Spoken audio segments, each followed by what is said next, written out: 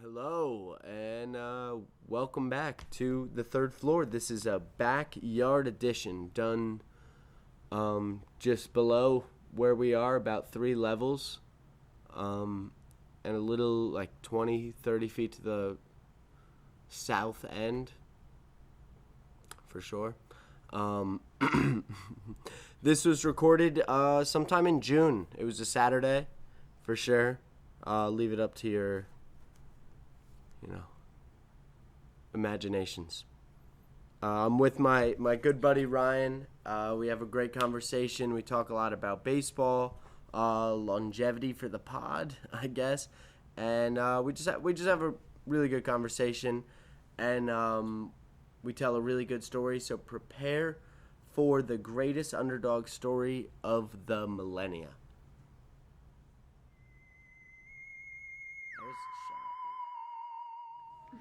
Dude, I don't know how to do these intros. Ladies and gentlemen, thank you for tuning in to the Third Floor podcast here with myself, Ryan, and Luke. I'm Luke.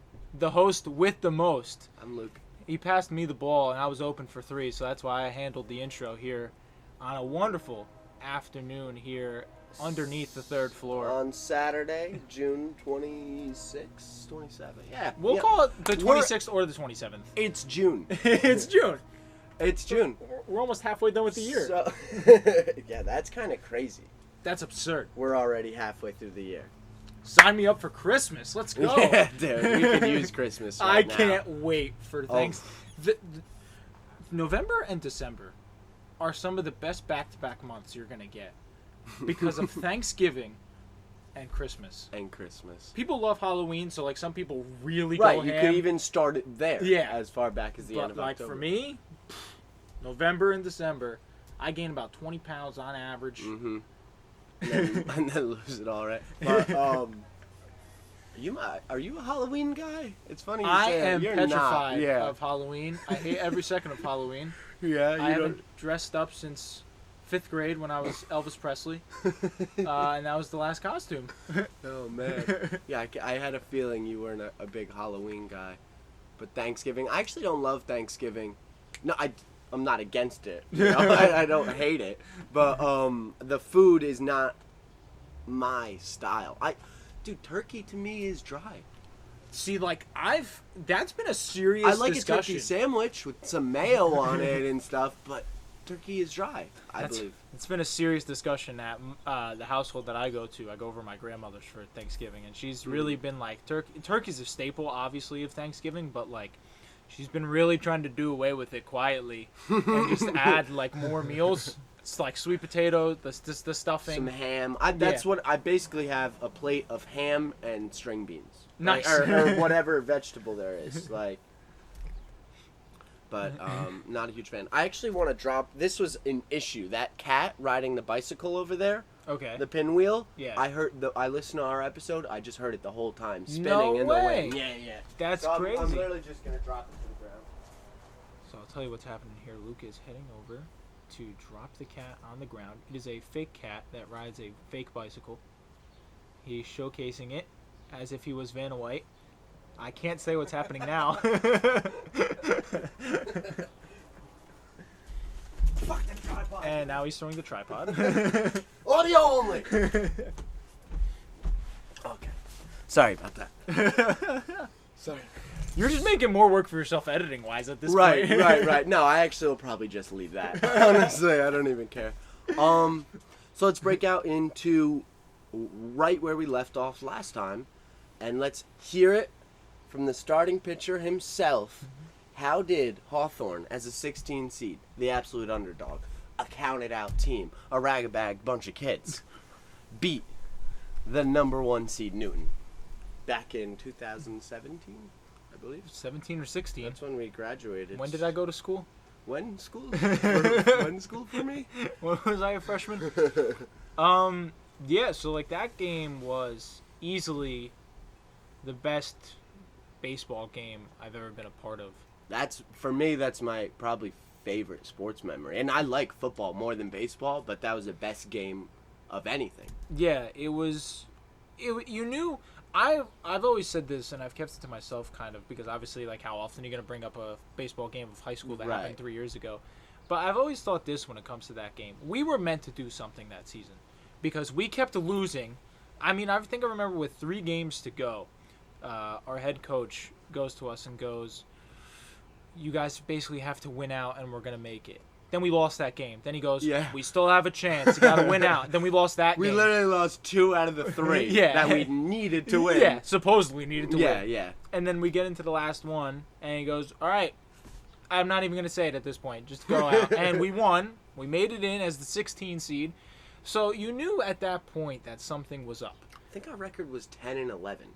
Yeah, we were right around 500. Mm-hmm. And we head into that Newton game, and I'm really glad the team motto that we had that game. It wasn't like said, but it was felt between everybody. It was like, let's go and have some fun. We got to drive an hour to go play a baseball game that we're the 16 seed in. Mm-hmm. It's like odds are we'll get smoked. That's true. There was something in the air, like a totally relaxed feeling. Coach didn't have us freaking out like this is the moment we have to be absolutely perfect if we want to beat the 1 seed, which we weren't. Oh no, I was not. But I'll tell that in a no. You know what? I'll tell it now. Yeah, 100%. So what happened was we had like an hour-long ride up. We actually got out of school a little bit early, and a bunch of us fell asleep in the bus. I always slept in the bus. Even if it was a 10-minute ride, I'd get a little nap before the game. So asleep on the bus, I wear contacts, and something happened when I woke up. It just wasn't in the right spot. And then me and Jack are having a pass out in the outfield, pre-game, before we even do the warm-ups, and it's gone. My left contact is just gone. And, I'm not going to call... My parents weren't even coming to the game anyways. And it's an hour away. They weren't going to drive up a left contact, whatever. So I just try and practice and see if I can do it. And I even told Coach before the game or whatever. But most of all, I told Alex, if a ball is popped up to me... Call me off. I can't see out of my left eye. Yeah, that is the starting shortstop, by the way. Right. I'm at third base. I should probably mention that. Yeah, I was at third base. Alex is at short. Who do we have at second? Danny? Dino Dan, right? Yeah. And Jovan at first. Holy, yeah. What a rag-a-bag bunch of kids. Dude. That was thrown together. Jovan was a freshman. Yeah. But go back to your story. Played very well. Anyways, This wasn't a problem for me all game. I actually made a couple plays. I didn't have a lot of plays to me, and we had a really good connection when you pitched. Not we had a good thing going where you would say, Luke, there's a grounder about to be hit to you. An absolute pisser is going to come your way right now. Be ready. And I might take a step back or whatever. But Ryan could usually know, especially around the second time in the lineup or something, like that he could pitch a ground ball to me. And so anyway, I was doing okay for the most part of the game. And then in the 6th inning, we're up 4-1 at this point. Yeah, it was 4-1, I think. Unbelievable. We're like clinging on to everything. We literally can't even believe we're in this moment. We're up 4-1. Kid gets on first. Do you remember how? Yeah, so that inning, if I can pull LeBron James here and remember every play. Everything? Are you those guys? I'm gonna try my best here. Because it was around the kid that got on was the 6th hitter. Because I remember I was facing him towards the bottom of the order, and he was the only one that could hit, if I remember correctly. He actually had a good day on you. I think I remember that too. Yeah, he was on base a couple times. I'm pretty sure he got on all 3 times. And you pitched basically like a 3 or 4 hitter that game. No, I didn't. A 9 9-hitter. What? A 9-hitter. How the hell? Yeah, all right, we'll get into that too. Okay, but yeah, so first guy gets on, he gets a base hit. Then I believe a pass ball gets him to second, and then a grounder to Dino Dan, so it's on third. That kid is on third? No, not the kid that popped it up, did it with a runner on third. He was on first. No, he was on first. No, he went to second, and then he went home. He got home scored. On that play. He scored. So yeah, so the 7th hitter then hit the pop up because he was the one who scored. It was right after. Yes, yeah. So, it was the next hitter. So on that pop up, the runner it was first and third. The runner from third scored. He came all the way around and scored, and that kid who hit the pop-up went to second. Yes. And the reason that was so stressful, obviously, like the sixth inning, up 3 runs against the one seed, clinging to everything. And what happened on my end was this ball just shot up. It wasn't. I don't even think it was crazy high. But don't kid yourself. Yeah, it was a decent pop-up. It was really a good one. And it was. I didn't even have to move an inch. It was directly to my position. And I think I have it. You know, I'm looking up in the air. You know, maybe closing one eye, literally blocking the zone with my glove, and I'm directly under it. Fleury did not call me off, of course, because he's not good at his job. He doesn't know how to listen. He's got temperament issues, whatever. Yeah. I just know by saying this, Fleury always listens. He's gonna come back to me and be like, "You asshole." But the ball came right to me, hit my palm in my glove, and dropped right out. And it just rolled in front of me, and the kid scored home. How did he? Because you threw it to second. Was there 2 outs?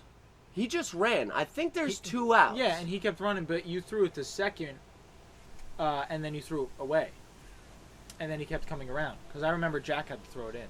Oh. That's how he went around. Like, the pop fly didn't go crazy off your glove. You had to throw it to second base, and you threw it past. Oh, okay. Tried to catch him coming back to the base or something? While he was coming around. I see. To let someone do the tag. Yeah. How do I not remember this at all? Probably because I couldn't see. Yeah, literally couldn't see. But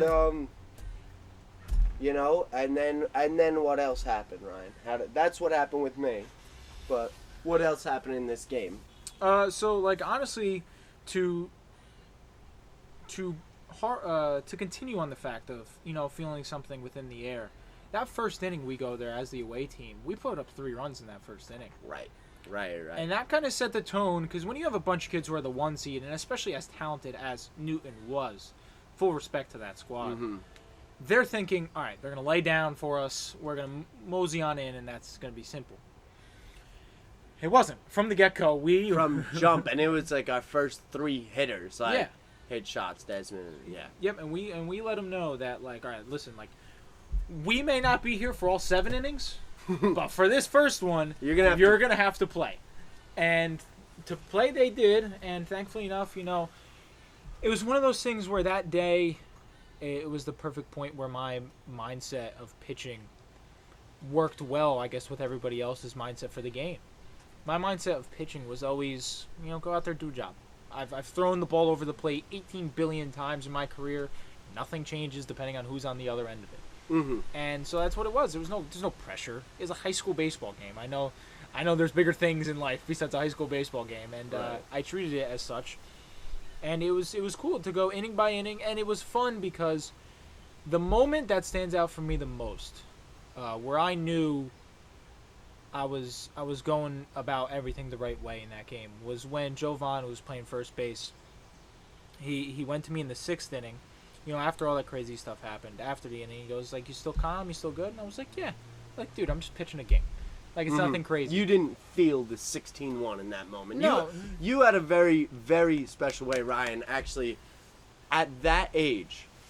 Pitchers in general are temperamental. You look at the MLB, but at that age, I was I commended you a lot because you sat at the end. When you pitched, you sat at the end. I knew, and we talk all the time during the games. Yeah. Just bullshit. But I knew not to go by you. You're in your own zone. You're watching the game. But you did things in a way that were very professional at a young age, and I think that's what probably helped you so much because you did that all season. Yeah. You didn't just do that for the 16-1 game. You did that all season, so then it was simple to do it in the 16-1. But I wanted to get back to the 9-hitter thing. Yeah. I don't fully remember that. They were on base every inning or something? Yeah, if I'm not mistaken, the headline read, or the first sentence of the article read, Hawthorne pitcher Ryan stretches across 9 hits, scatters around 9 hits, and complete game win. Wow. Yeah, the final score wound up being 4-3. Do you remember where these hits were? Were they just getting it like short The sixth Is that inning, what it was? the sixth inning was bad. That was a few hits. I don't think Right. I don't think I walked a person. No, I don't think he did. All season. Yeah, I might have not. And like it was crazy because as those hits got scattered, going back to kind of what Jovan was telling me when we got into the seventh inning, was he goes, just another game? And I go, just another game. He said that as we walked out for the seventh inning. And I was like, okay, I now know he's not worried. Mm-hmm. I now know And that he's a freshman. That was a freshman in that instance to start that game. That's a lot of pressure for the kid. But I knew in that seventh inning when he walked out to me and goes, just another game. And I was like, just another game, Jovan. I was like, perfect. And one thing you're not even mentioning is that the first base spot was actually you. Yeah. The only reason Jovan was playing was because Ryan was pitching.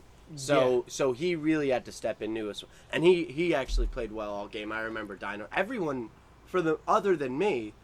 No, you played well too. Listen, you don't beat the 1 seed as the 16 seed and not have a complete team effort. Screw the players on the field. Team. Everybody there from the bench, from people who didn't play, were loud as can be the entire time. Because they brought a fan section. Right. They brought a serious fan section. We had some, but it was just a couple parents. It was a couple parents. Yeah. I told my parents not to come. Yeah, it was 16 versus 1. I didn't want them to come for an hour to get us to watch us get whopped. Exactly. But it was so cool. The feel of everything was so fun, and I owe it to everyone else because the team made that atmosphere different from the get-go. We thought it was the coolest thing that we got out of school early to take BP while kids were in practice. Yeah. While kids were in school, still in classes. Yeah, we got thought to it was the swing coolest bat. thing. So yeah. immediately right there, we were like, okay, this is like a cool day to begin with. So the just be happy. Exactly. Yeah. We might lose. Let's still make the best of it. And that's what I think is so cool, and that's why I love what I do at the college level, tying it back to how I broadcast and stuff like that, getting to know all the, I say kids, but people my age who play on those teams, because those moments you make with those teammates, high school, college, a lot of those kids won't make it to the pros. So, or even college. Or even college, yeah. So like a lot of those memories that they have in the high school level is their sports memories of their playing career. So it's the coolest thing that we were able to create a moment like that. A really special one. A really special moment. Special. And I'll always remember. Yeah, and the coolest, it was the coolest thing, and even worse, I had to go to Moravian that next day and go register for classes. Accepted Students Day, so I missed all of the cool things of any teacher or person who wanted to talk hanging about out it. in school after. Yep, Yeah, because we did that on a Tuesday. I missed school on a Wednesday, came back Thursday, not a word. I was like, not a word. No one cared about Ryan. And I was like, I missed it by a day. But to me, like you said, I the way I carried myself, I really didn't care. I'm not one to talk about it. It was cool, obviously, and it's something where you joke around and you talk about it, like we're doing now. It really is cool just to remember back to that moment. And I see the bee has made an appearance once again. This bee loves the third floor pod. I haven't seen him in weeks. Yeah. But the thing I'm going to ask you more so about that day, because it was a cool day, was a cool feel. My favorite moment, obviously, like I said to you, besides winning, that's winning the game obviously takes the cake. But my favorite moment was that little conversation I had with Jovan. But what was yours? A day that, like you said, you talked about the joke of the error. But what was your moment where everybody had their little moment that they definitely could remember that they enjoyed? So, yeah,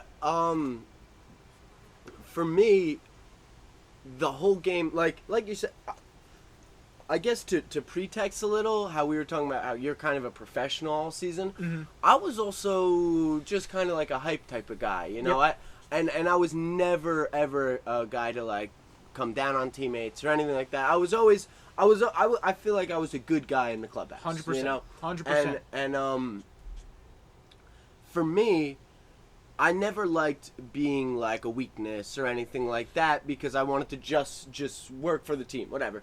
And I felt like I was in a tough spot all game. Like I actually felt like I couldn't really talk to coach. Like just with the contact out, like that's a pretty big fuck up, Luke. You can't see. This is the playoffs. You saw all season, and now you can't. So I definitely felt, and I think I got on base once, but I couldn't get ahead. I mean, it was just too hard. The ball, I believe I struck out once, and it was because I literally couldn't see shit. And then the other time, I just hit a shitty grounder. So I felt like in a tough spot, but I kept the feeling alive with the team because that's the type of kid I was. I definitely was in a bad, because like I wished I could have done more in that game. Mm-hmm. But the I actually kind of, there was of course that moment when we all rushed the mound at the end of the game, but it's a little weird because we're at Newton. But a 16 seed will never beat a 1 seed at home. It doesn't work that way. So it had to be there, and that was special. But when I really remember was everyone was mostly loaded on the bus, and I wasn't. I was still there. Maybe there was two or three other kids and coach or something out, and I was just like looking around back at the field. And all the parents were still kind of talking. They actually had, although we had headed back to the bus, they hadn't fully like tied up. They were just like, holy shit still. And I looked at them. I looked at the other team. I think they were kneeling, and the coach was still talking to them while we were leaving. Yeah, because that was their end of season. That was the end of their season. So, like the coach, obviously. And I just like remember looking around before I got in the bus, and I was like, this was really something. Like, that was my moment, I guess. Yeah. Because, the whole game, I was dealing with my own shit. So it only took till after when I could really respect the moment, actually. Yeah. And so that was it for me. And that's like we were saying, that's the best part about it. To have that aspect where you can sit there. You turned around before you got on the bus. That's very movie-like, honestly. I know, and I didn't. Yeah, it sounds like it, but it wasn't. I get you. And that's what I think is the coolest thing. And I'm sure there's a bunch of other kids who have so many different high school memories. I mean, you have people who are 1,000-point scorers in high school that go to college and they struggle, but they're going to remember their 1,000-point high school career that night. The night that they got it, right. Surrounded by all your friends. Because, in high school, it's cool, because it's your hometown friends. It's people you grew up with all this time that have developed these relationships with. So, that's why it was so cool how these are people. We won that game at our high school, and it was just such a great feel growing up with all those kids playing summer ball with all you guys. Yeah. And a couple, I mean, obviously, Javon, freshman and stuff like that, so we didn't know. But the core group was mostly me, you, Jack, Alex, Desmond too, but we played with Desmond at least all through high school. Colin played with us. And Colin, Hunter was on that team. Hunter, I'm going to keep missing people because it was really the guys that we played with our whole lives against and stuff. So it's cool. Sports are special, and they give you those moments. But let's talk about how sports are coming back. And baseball, specifically, have you heard a lot of the new innuendos and rules that they're putting together? Yeah. I can't say what's right, what's wrong, in the sense of the rule set. All I know is that people got to be careful. I mean, you saw golf, the PGA Tour. Certain people withdrew because they knew they were close to the person who tested positive. Mm-hmm. So they withdrew from the event to keep everybody else safe. And obviously to keep their family safe as well. And that's really what everybody's been doing. PGA Tour's done all right.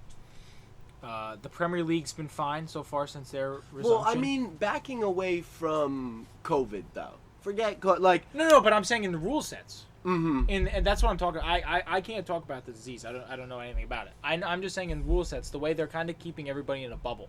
Right. For lack of a better word. That's what I think. That's a good way to put it. That's what I think MLB is trying to do, and I think it has a recipe to work. And honestly, for some of the players that don't want to play because they have their family to worry about and stuff like that, obviously still completely understandable.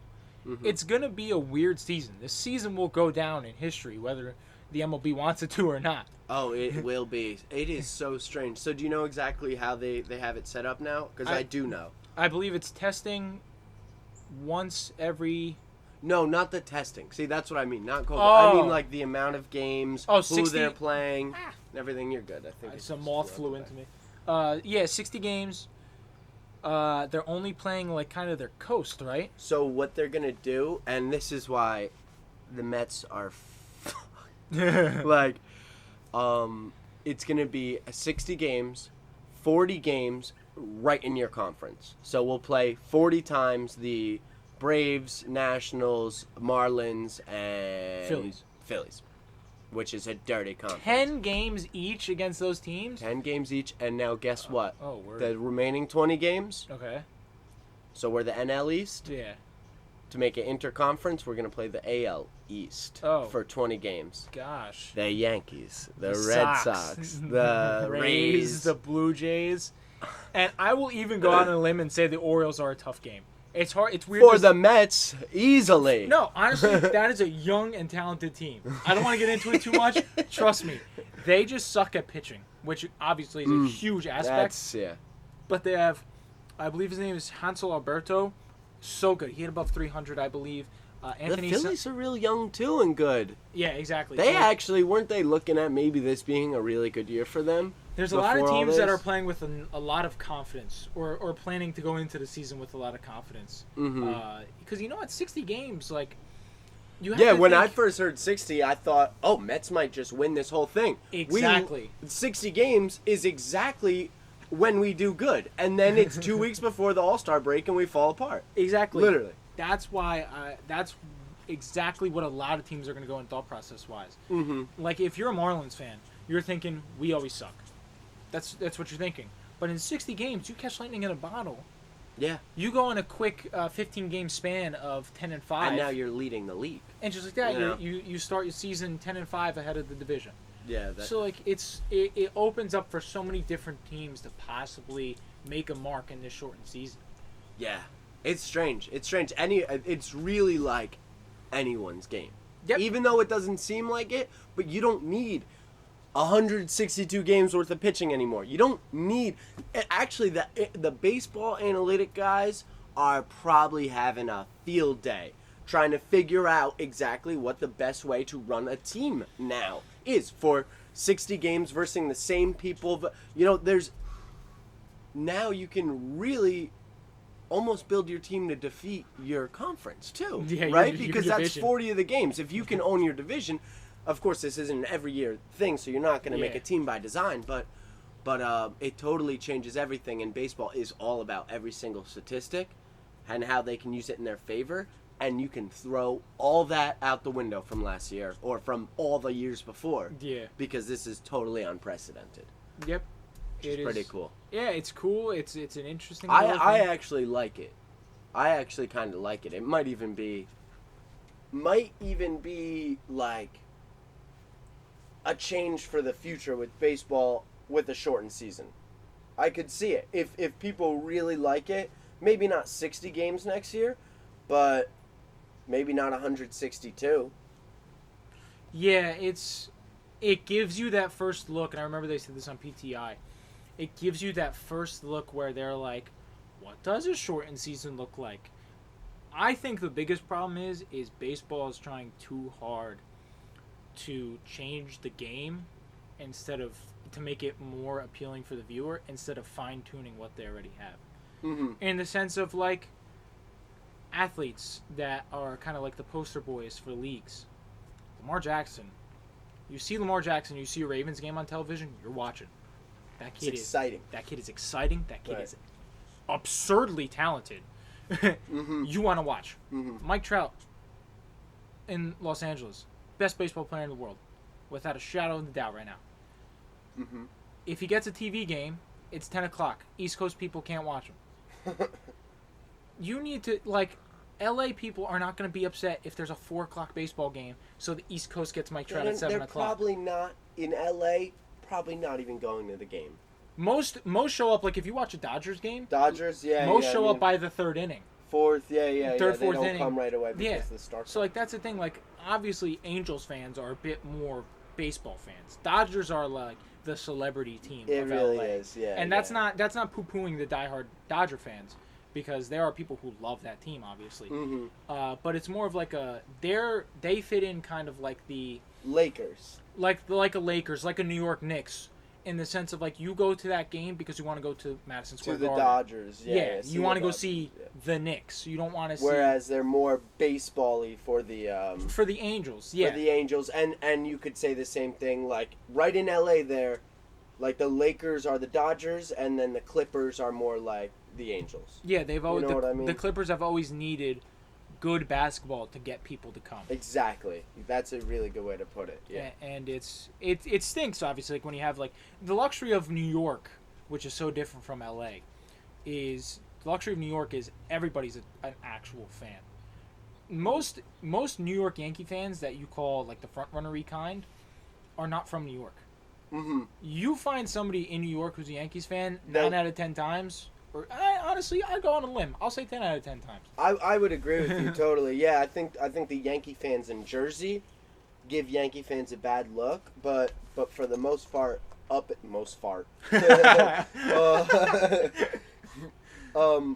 the city, you know, you see a guy with a Yankee hat. If you say some bullshit to him, he'll probably drop some stats on your dome right there. Yeah, and like, I went to the playoffs '96. How dare you? You know yeah, exactly, and it's cool. In the sense of like, even when you take a cab, you could talk to a guy. Like they always joke about it in movies, how like the cab guy talks about the Yankees or talks about the Mets. I listen to it on the radio. It's really not like a joke. I feel like most cabs that I'm in have Yankee baseball, Mets baseball on there. On the radio, maybe even a lot of these guys. Yeah, exactly. And like that's what is so cool about all the different cities. As opposed to LA. Yeah. And LA's more of like, it's, you know, almost like an offshoot of Hollywood. Like, exactly. You know what I mean? So it's literally, that's why it's not so much everyone's thinking sports there. It's just not like that. Yeah. I don't get me wrong. If I had wonderful weather all the time and a beach right there, to live in LA. If I had wonderful weather and a beach all the time, sports wouldn't be mine main thought process too. Yeah, very true.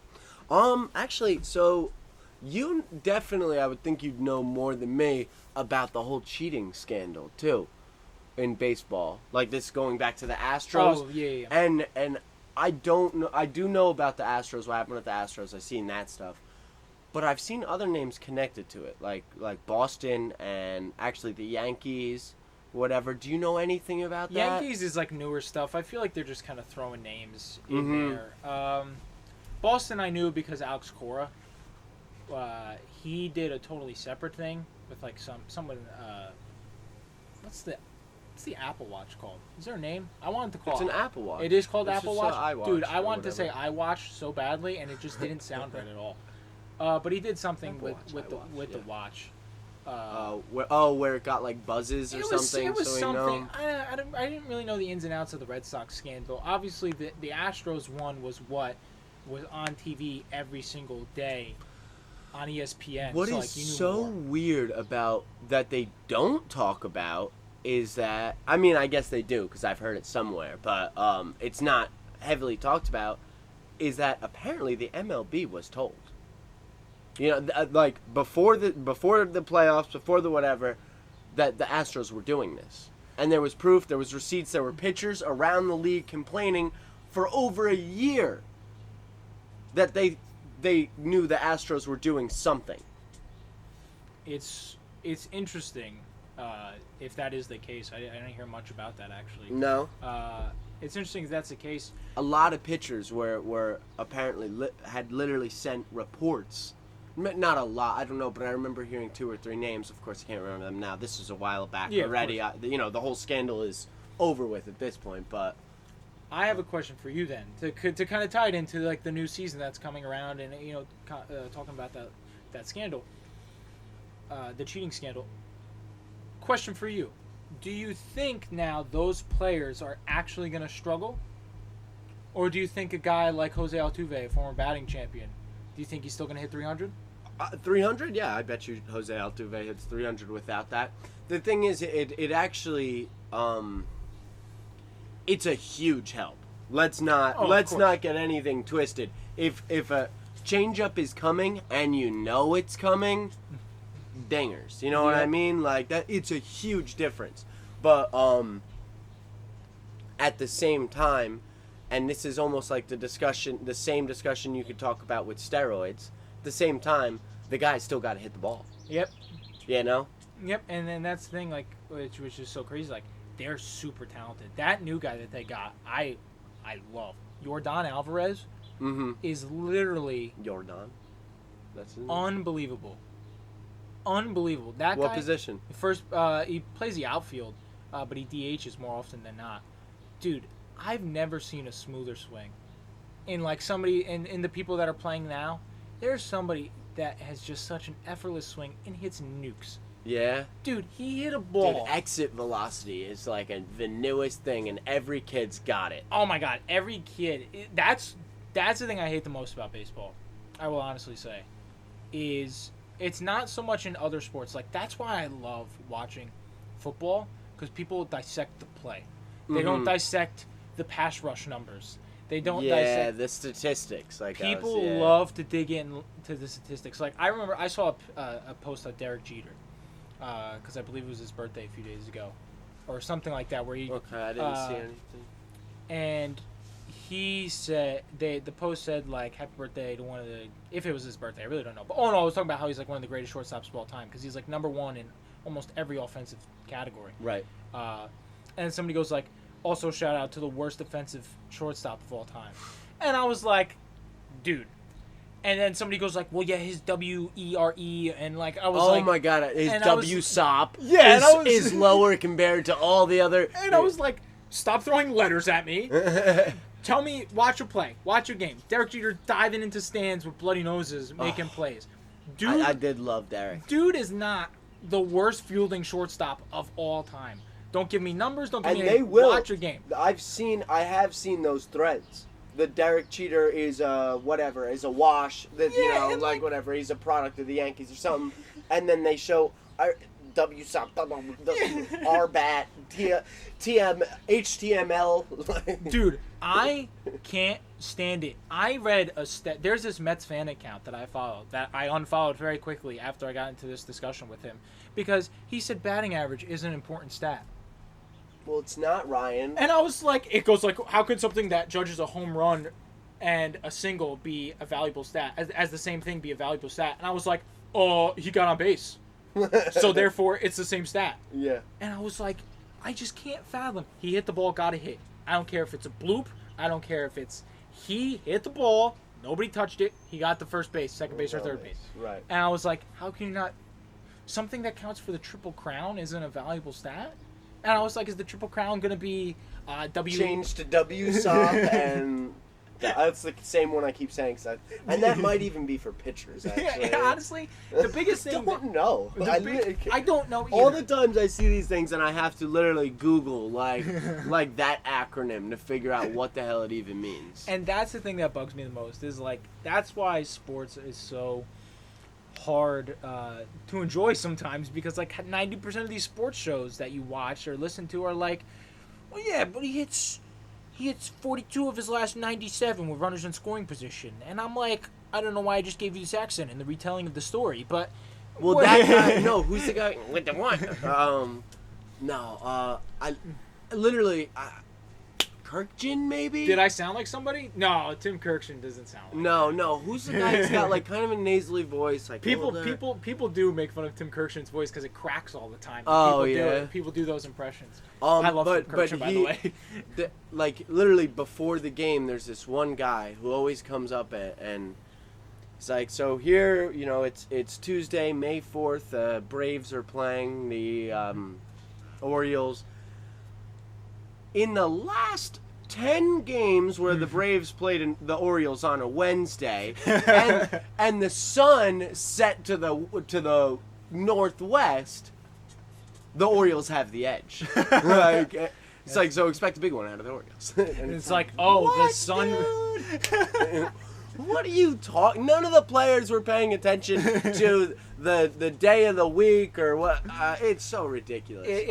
It is a shame to the numbers are so focused on, where like it's so much more enjoyable to go and watch a game. So much more enjoyable. Like if people sat there and watched a game and didn't, like, I remember going to a game last year where I miss going to the ballpark. Dude. Oh, amen! I can't wait to go back to the ballparks, man. That's I don't know when though.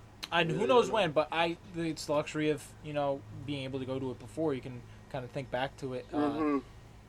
I was thinking back to one of the moments where it was the Mets run that they were making last year for that little bit. I went to a game against the Nationals where Luis Guillorme hit a home run. And, like, obviously, statistical analysis guys were probably chomping at the bit. It's like, what are you putting in Luis Guillorme for? Like, guy hits 086, and, like, rightfully so. Got no hits. Rightfully so. Luis Guillorme was having a terrible season. But he hits home run. Puts the stats right out the window. Yeah, forget it. And it's like, just put the guy in the situation and see what happens. What feels most comfortable. You Yeah, know, you a righty gotta against know lefty. your guys. At some point, they're still people. They're not just numbers. You Exactly. know? And yeah, exactly. They're not just numbers. So some guys have bad days. Some guys have bad weeks. Some guys have slumps. Some guys walk into the clubhouse and you know they're about to have a good night. Yep. Okay, it's all depending on the person, and maybe also the numbers are dictated by that, and they dictate each other, whatever. Mm-hmm. Where you can keep playing that back and forth, but at the end of the day, it's just a game. Yeah. And a game is played by the people, not by the numbers. Exactly. And I think that's like what ties back to what we were saying in the high school aspect. Mm-hmm. Even as small of a high school game as that was, like, we still treated it as like a big moment, which was fun. And like, obviously every day getting up to play in the major leagues, I'm sure they treat it as a big deal. But, you know, those special moments where you enter a situation and you know it's going to be a good day or it's going to be a bad day. You know that when you're playing pee-wee ball, especially, you actually know it more when you're younger, because when you're younger, you don't want to do things. You're just trying to have fun. Yeah, and like, and if you don't want to do it, you're going to be like, this is going to be a terrible day. Well, you know, I remember thinking this is so weird. Like, I was never the kid to cry after a strikeout or anything like that, even at the youngest age. And it's plain and simple because I didn't, my parents, there was no one putting pressure on me to go get a hit. Yep. Okay? And so if a kid strikes out and there's no one telling him that striking out is bad or good, whatever, or how they did it is bad, they're just going to go into their dugout and talk to their friends, you know? Yeah. But there's a lot of pressure built up by the coaches and a lot of daddy coaches and stuff like that, and that's what drives a lot of kids crazy. Yeah, no, I think. Yeah. And make them so temperamental, and then that goes all the way, and it sticks with them all the way till they're grown up, and you see Bryce Harper likes to act like, you know, a 14-year-old kid sometimes out on the field. I think. I'm just not a huge fan. No. I am. I actually respect his game quite a bit. Kid is so good at a young age, but I don't like watching baseball and seeing them freak out because they're obsessed with the numbers, with the this is bad, this is good, and it's just a game. Yeah, and like that's when people, you can see how different people play the game. Like Ken Griffey Jr. They had a little MLB Network to show on him, and like it's so cool to see the way people approach it. He goes, I approach the game for the love of the game. It's the only reason I played. That dude had the biggest grin on his face 99% of the time. Whenever I play wiffle ball. The only way I can picture Griffey is with a smile on the field. Exactly. Actually. Whenever I play wiffle ball, I swing lefty and always pretend I'm Ken Griffey Jr. Because, I mean, I put it to shame because I'm the least coordinated lefty human being in the world. Ryan will never give himself credit, but there is no one on the face of the earth that plays wiffle ball better than Ryan. Okay? And he's the best wiffle ball pitcher you will find this side of the Mississippi. Well, dude. You are different with the wiffle ball in your hand.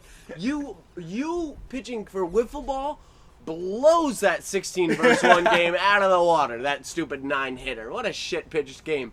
But when you're pitching wiffle ball, no one is even touching it. And I can thank that to, I can attribute that to two things. One, not wanting to go outside with friends.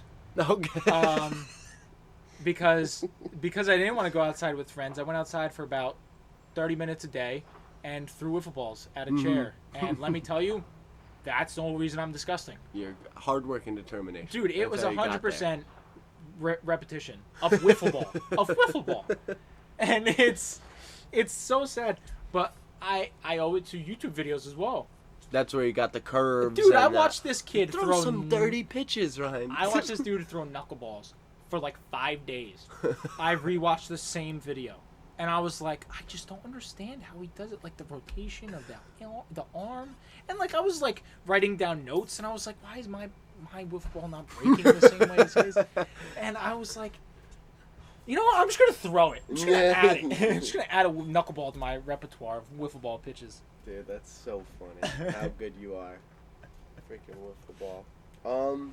And going, I guess I ask you this because using YouTube, you have so many stats that come with YouTube, and obviously we've done it. We've both attempted it before, and we're both running through it right now, especially with the podcast, and you have different numbers on the iTunes as well. Mm-hmm.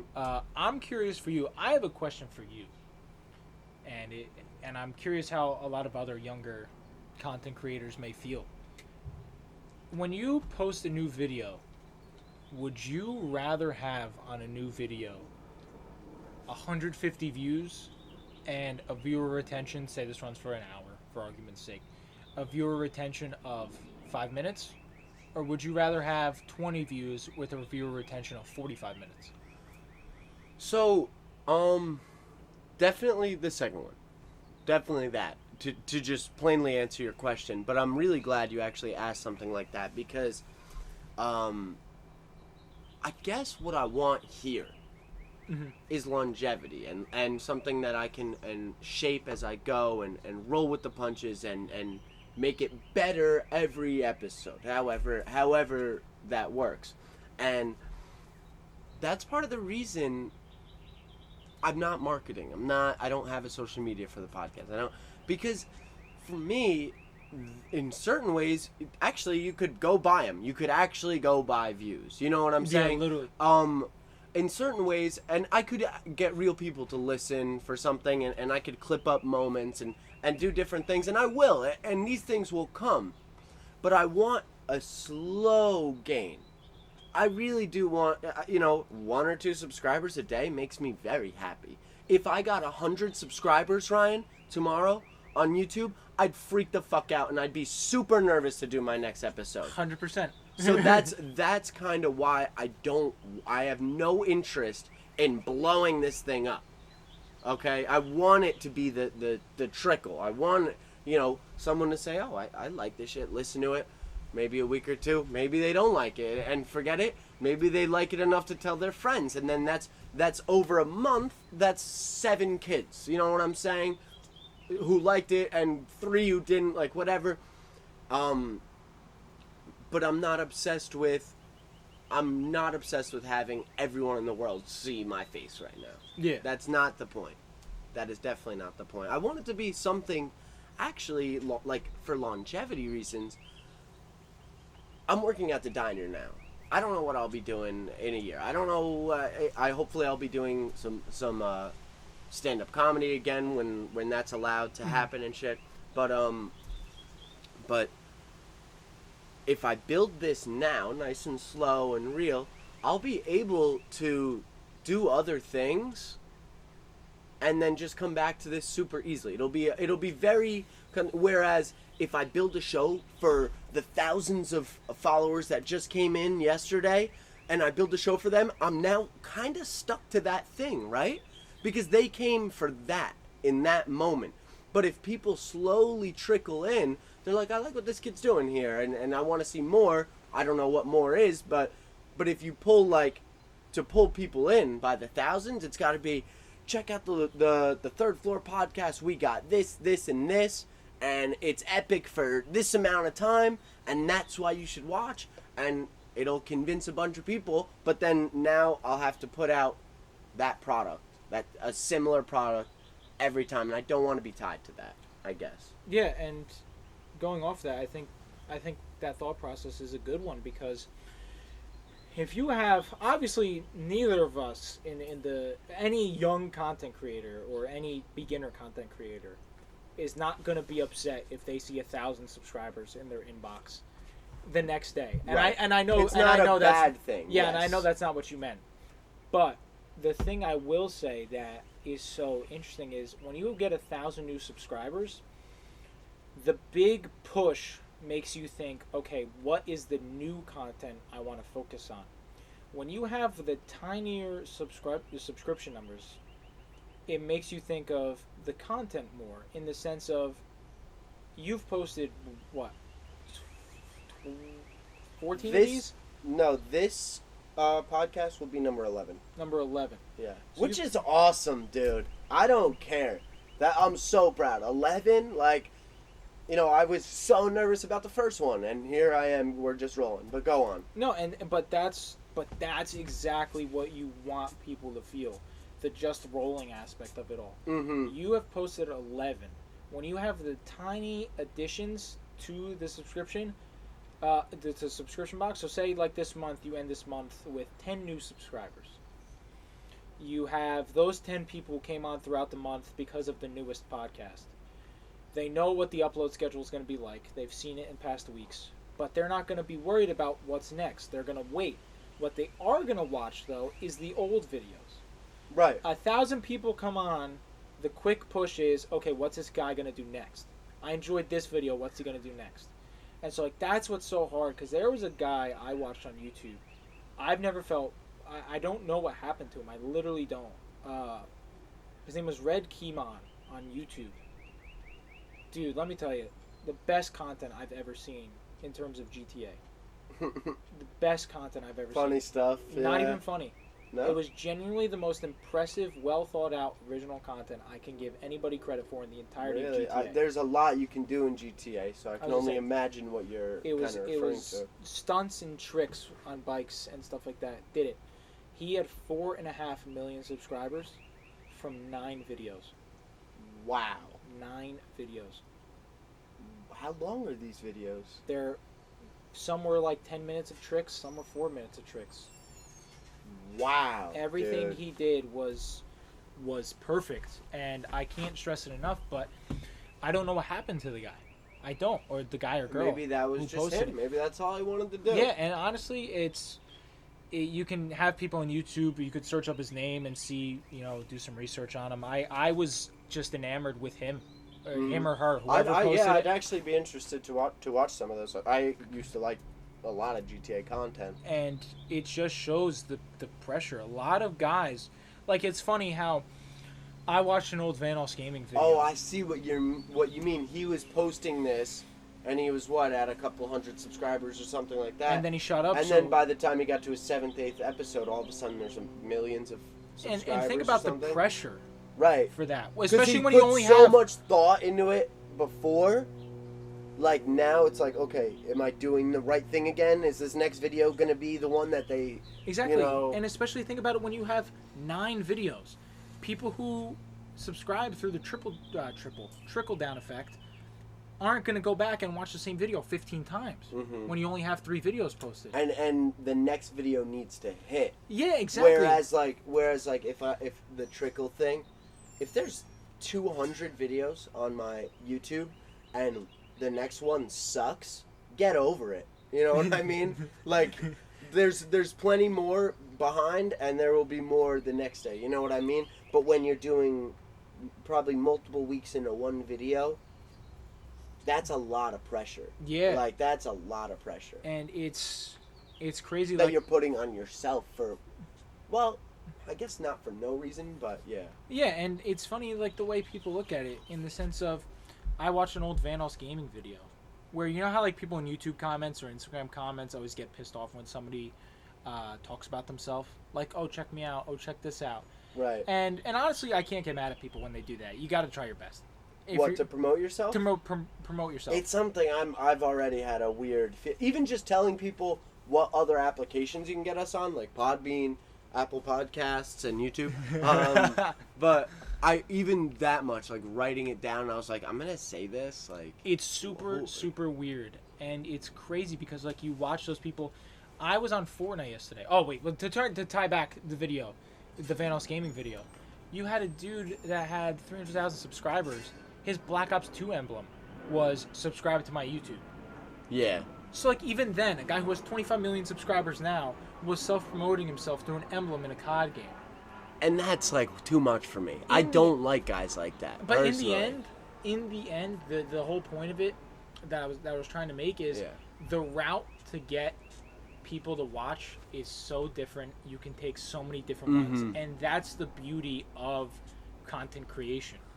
You can have a guy who self-promotes himself and then makes it because the content that he's self-promoting is that freaking good. Is that good, yeah. And exactly like Van Alst was. He had 300K, now he has 25 million. Mm-hmm. And he's making his own music now, not even focusing on really? video games. I didn't know. He's doing a lot of great stuff. Good for him, yeah. Exactly, and like you have those guys where... I liked him at one point. and in your aspect, there's a lot of people who are piling through. Allier is a perfect example of it. I know Allier is like a meme, but... The guy posted... Yo! 4 years he posted. He said 4 years of consistent uploads. It took him to get to 1 million subscribers. Wow. 4 years. Mm-hmm. And it's weird because... And so that's the trickle down, really. He was the trickle down, 100%. 4 years. That's a good example of it because then once you're there and then once you get 1 million, it's almost like a lot easier to get that second million. Oh, 100%. Right, you know, that second million just kind of comes right in because now you have the pedigree, like 1 million people subscribe to him. There's something here, you know, before even seeing a video, even though YouTube is a lot of 14-year-old kids or whatever. So, dude, but the last thing that you have to worry about is like, depending on what kind of content you post. So, like, obviously for you, you had to go to iTunes and say like, this is for a mature audience. Explicit, right? Yeah, like obviously our podcast. The ones that me and you do are not really fitting exactly explicit at all. Maybe we curse ones, or I do. I don't even think you do because you're more professional than me. But anybody can listen to like the stuff that we do, and that's what's so rough too. Is like YouTube now with their addition to YouTube Kids, you now have to specify whether your video is made for kids or not when you publish the video. Do you have to do that? I actually meant to ask you that. I was hoping after I did it for one and saved it that it would after you post you have to go to YouTube Studio and say not for kids. Yeah, because oh my god, the reason you have to do that is because it's a legitimate law now because of the whole the hacking of YouTube Kids. It's literally a joke though because it's like kids, if they want to watch something they're gonna watch it. It's literally a joke in my eyes. But you have to have it because of... You have to. Because of what happened with the hacking of YouTube Kids, like I was saying. I remember with that scary image that kept coming up. That was a really weird thing. Yeah, and like kids are watching Peppa Pig and then have that come up. Yeah, like and it like told them like kill your parents, kill yourself, and whatever. It was very, very bad. That was the most I've ever seen YouTube on the back foot, where they were like, "How do we stop this? What videos is it in? This is in our whole section. It's not in just random videos throughout YouTube where you can like kind of brush it off. This is literally the section that's been affected by this." And like that's why you have to do it on every single video, not in the sense of you're gonna have a pop-up like that, but in the sense of like they need to know now. Yeah. Like this video, we're gonna look at it. Can a kid watch this? Mm-hmm. And if you deem it no, put no. It's one of those things where you have to be careful with posting on YouTube. iTunes, I don't know if they have the same deal with that. No, I think, and especially for podcasts in general, I feel like podcasts are mostly, if not explicit, just not generally for kids. Most kids can't have the attention span to focus. I know, and I'll say this speaking for myself as a kid. I could not have listened to somebody talk for an hour. Mm-hmm. I could have played video games for an hour. 2 years ago, I thought podcasts were so stupid. And then I listened to, like, actually what happened was I started working outside a lot that summer for the DPW and popped my earpods in. I was sick 8 hours a day listening to the same music, actually. And I tried, I do add new music and stuff, but I was like, let me try something else. And I was just ripping 2-3 Joe Rogan podcasts a day. And then I branched out to other things, but I fell in love with it because podcasts are really cool in the sense that if it's a good one, or at least what I'm going for here, not every second's great. You don't have to be absolutely locked in to listen or watch a podcast. Not every second's great. So you could play video games, you could be working, you could be working out, you could be doing a million things and be listening to a podcast, and then and I know this because I do it myself, like I'm working out on the bench or something like that, and I just kind of miss something, but what they're talking about I'm really interested in. So then I'll pull it back 30 seconds and I'll actually be locked in for a minute or two, and now I'll be like my mind's not wandering, and I come back to the podcast. But you can leave it while it's still on. Your mind can be away from it while it's still going. And it's a totally different type of media. That's not all media in the past. Whether you look at TV or it's supposed to be good shit for a short amount of time.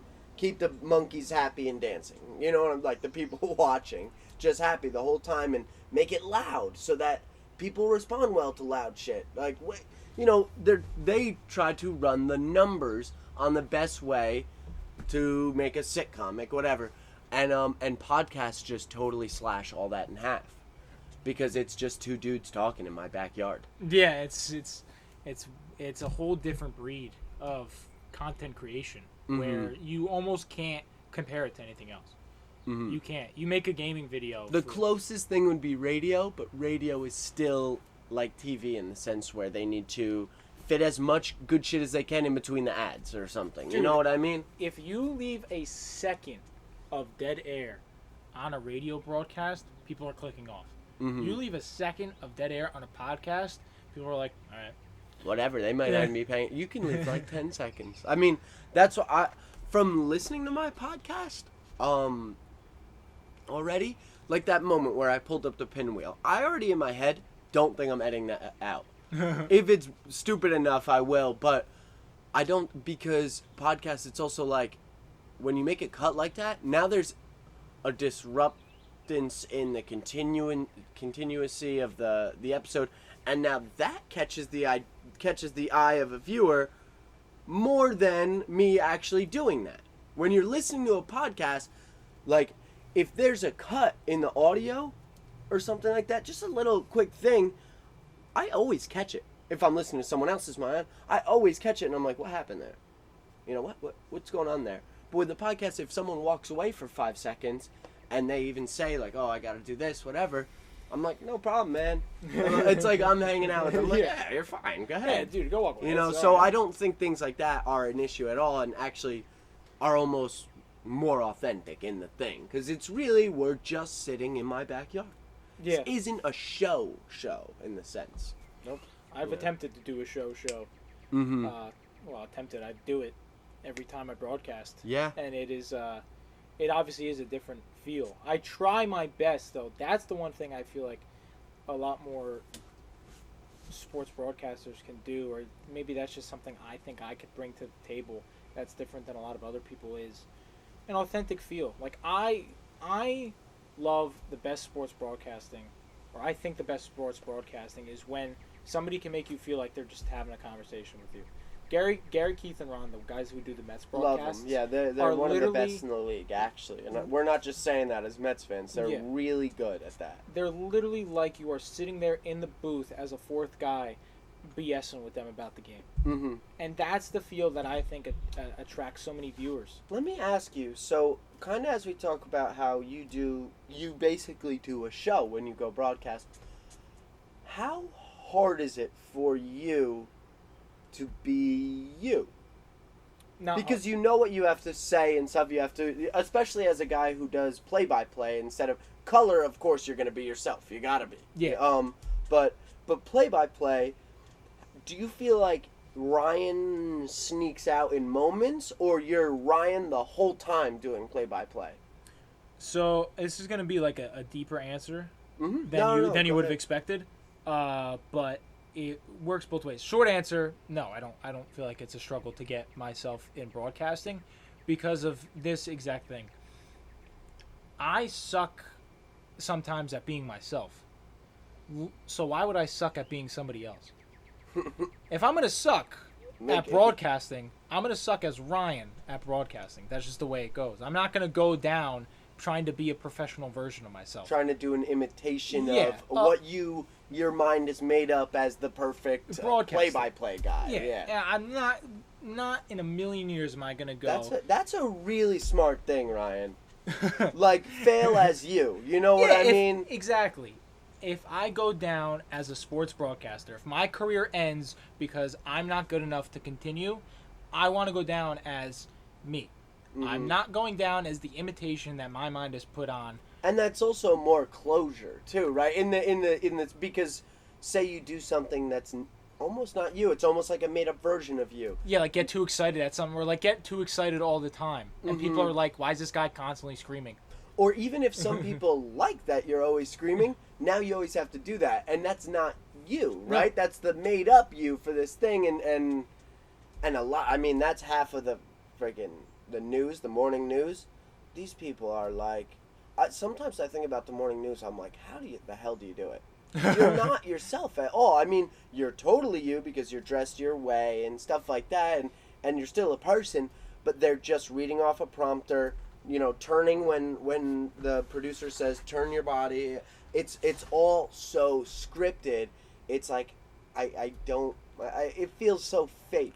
Like, And it's not to cut you off, but that's what's so hard for a lot of people who want to be on television. A lot of people love that.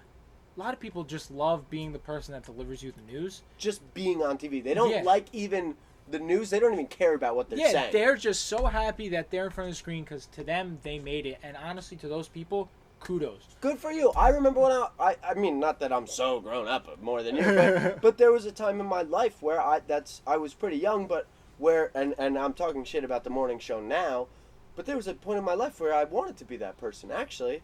That was one of the types of people I wanted to be, and exactly. There's nothing wrong with that, but that's not you. Exactly, that's what we're talking about, and no matter whether it's my podcast or you're broadcasting, I think we're on the same page as to, like, I don't ever want to feel like I'm selling myself short or out or... 100%, because that's especially when I go around the school. I said a moment where one of the parents on senior day complimented the way I do things. I want them to also meet me for the first time. For a lot of those parents, that's what they do, and a lot of them listen a lot. They don't go to the school and see me walk around and stuff like that. The thing I love the most is when they meet me and I know for a fact that I'm the same person that you hear. And you're not meeting some totally different dude. You're meeting a guy who loves sports, is mentally 5 years old, and just enjoys watching his friends, or even the people that I don't know, go out there and knock them out each and every week, performing at their best in the college level, the Division III level. And that's what is the coolest thing to me about that job and why it's so easy to be myself. Getting to know those people who play. And, some people don't have that luxury as a broadcaster where you can meet the players and get to know them a little bit and hang out with them. Obviously, in a college atmosphere. In a small school, you probably know most of the team. Exactly. For all the sports. Some of them don't know my name. Some of them know me as commentator guy. Think I care? Dude, I was called Fred for an entire summer ball season. Because they didn't want to because they didn't want to learn my name. Which is fine. I don't care. They know my face and they know what I do. But they're calling you Fred. You caught their attention. Exactly. There's no reason for the team to ever care about the guy up in the booth. You know what I mean? Exactly. But you gave them a reason to at least think about you. Keep them, at least in their headspace. And that's what I find the coolest about being me throughout the broadcasts is, and in anything that I want to do in life or anything that you do. I mean, we've known each other a good amount of time, obviously. It's always been us, you, quote unquote. I don't think there's ever been a time where I can guarantee, or I've seen, not guarantee, I've seen that you faked who you were, and I'd like to think that there's a time where you've looked at me and I faked who I was. Because you're... Because that's just not how we roll. We don't want facades. I don't enjoy facades. I literally made a little... I tried to be fancy. No, that's a good word. But like I look at certain... Even pranks, dude. This is I feel like this sounds off topic, but like prank comedy on YouTube. Nothing wrong with it, dude. Like I actually find the Nelk Boys funny, but what is that, dude? Like what is that? You know what I mean? It's a facade. It's a whole made up thing. You're not being you to pull a prank. And some pranks are so honest and funny and with your family or whatever. I'm not saying pranks are stupid. I'm not like, but But some prank it's all fake. It's all, none of this is anything, you know? 90% of it. Like, I laugh the hardest, and this is going to make me sound like such a 5-year-old again. But, like, I laugh the hardest at, like, those America's Funniest Home Video pranks where people put the tape in front of the door. Oh, and you get the people dog walk to, like, even run into it. Yeah. When people or dogs, like, or cats walk into the tape, I piss my pants of laughter.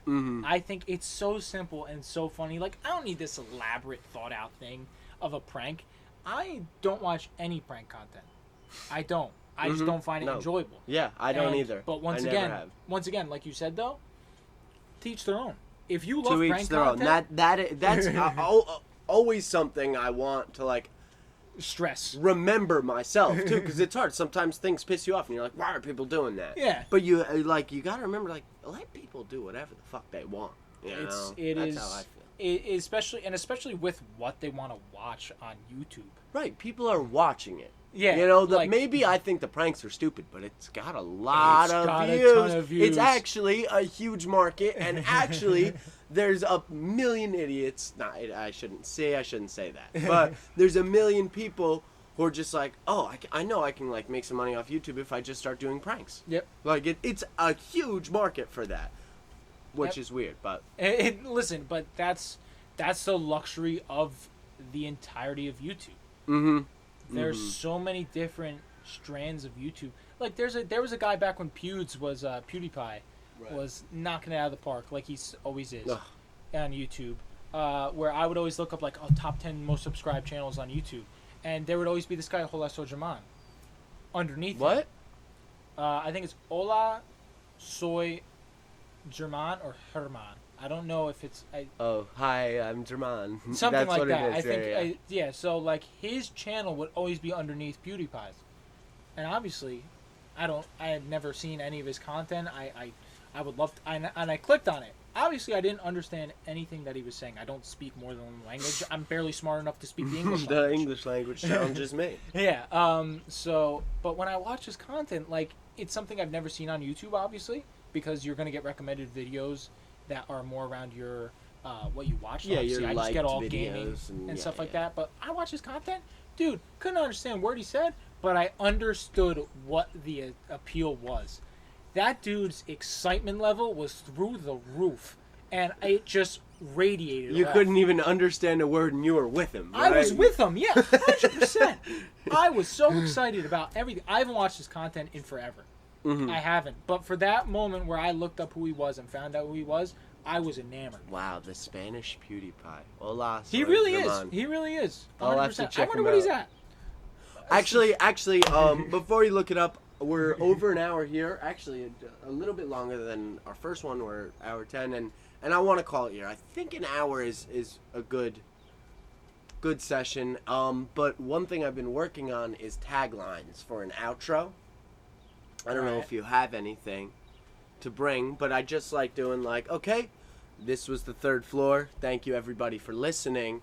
And as always, guys, poopy poop fart, diarrhea mouth, dump on my head.